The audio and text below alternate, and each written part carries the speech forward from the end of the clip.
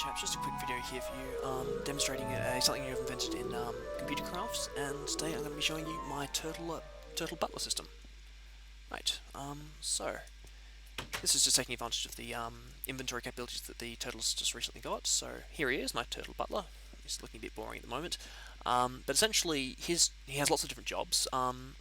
He works mostly in this room here, which is the storeroom, and you can see here we have these various chests that contain resources like diamonds and iron, stuff like that, and he'll actually be able to put things away and take things out of these and fetch them for me. In addition to that, he's also able to craft things for me on request with the help of the crafting station here, which is pretty hit-miss, but sometimes it works, which is nice. And he has a few other features as well that I'll show you a little bit later on down the track. Well, let's just get started with some basics. Alright, so what I'm going to ask him to do, I'm going to ask him to fetch me a diamond. Just the one. Alright, that shouldn't take too long. Essentially, he'll just go into the storeroom, find the diamond that he's looking for, and then just goes underneath the hypercast and he just puts it into this chest here. There we are. One diamond. Alright, let's try something a bit fancier. Now, he keeps wood, coal, iron, diamond on hand, but he actually has to bake fresh bread for me from wheat, so he's just going to go ahead and do that now. Let's watch him while he does it. So I'm just going to nip in here. Alright, so he's just fetching some wheat. Now he's going to go to the crafting turtle, and this takes a minute or two. The craft is a little bit slower. Essentially, he would just put all this stuff away.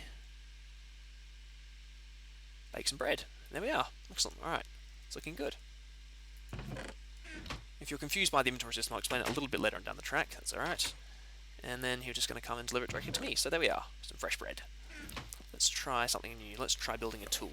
This is pretty temperamental. Hopefully it'll work this time. I'm going to try asking him to build me a stone pickaxe, and let's see what happens. And once again, we'll watch him while he does it. So this is a little bit complicated. So yeah, he'll fetch some stone first off. He then should be able to give the pickaxe directly to the crafter. He'll then recognize that and ask to see he's got some wood, which is fine. He'll then ask for some stone. He's got some stone now, so then he'll just use that to be able to eventually plan out the blueprints, get rid of this other stuff in the way here. He'll wait patiently, and then build the tool. Which is, sorry. There it is. Let's go on to the turtle, and then he'll deliver it directly to me as well.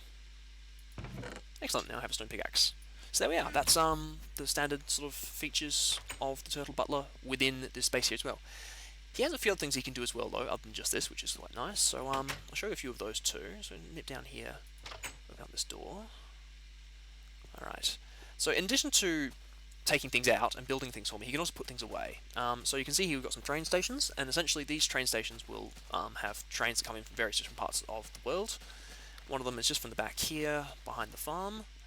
And essentially, I've just filled this up with some stuff. So you can see here I've got some wheat in here, some more diamonds, a bit of iron ore as well, and some cobblestone. And essentially what we can do is I'm just going to fire this.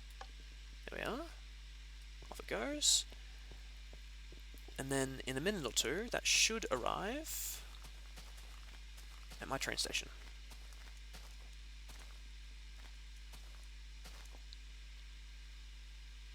There it is. It's arrived nicely. And then you should see, following cue, here comes my Turtle Butler. It's coming to respond to the train here. And so what he'll do now is he'll start filling up with various stuff and putting it away. Alright, so he's picked up some wheat and some diamonds and some stone. You can see now he'll just essentially just walk through the area and put them where they need to go. So wheat goes there, so he's put that there nicely. Next thing is stone, which goes down there. There you go, so you can see it's a nice categorization system. Now the diamond he doesn't know what to do with because he's not carrying any diamond, doesn't know what to compare it with. So that's actually going into this storage chest here, which is the extra storage chest. That should actually be going, that's going to the wrong chest, that should be going in here, so I'll have to give him a diamond to work with for that. But anyway, in the meantime, he'll just keep working, so what's he got this time? Alright, so more wheat, which is fine, so he's going to put that away. She's gone ahead and done, which is nice. And now he's got some, that fell out, I don't know where that went from. Redstone, which is put in here as well. Again, when he doesn't know where to put things, he just puts them in this big chest here. Now, the next thing is a bit trickier, because he actually has to pick up, this time, some stones. What he's actually done is, he now has to go down and actually smelt this So is he going to go down? No, he doesn't do that first. The first thing he'll do is collect some coal to smelt it with. There we go. So now he's carrying some coal, just enough to smelt it, and a bit extra. Now we've got to keep up with them. Sorry, they're very fast, hard to keep up with.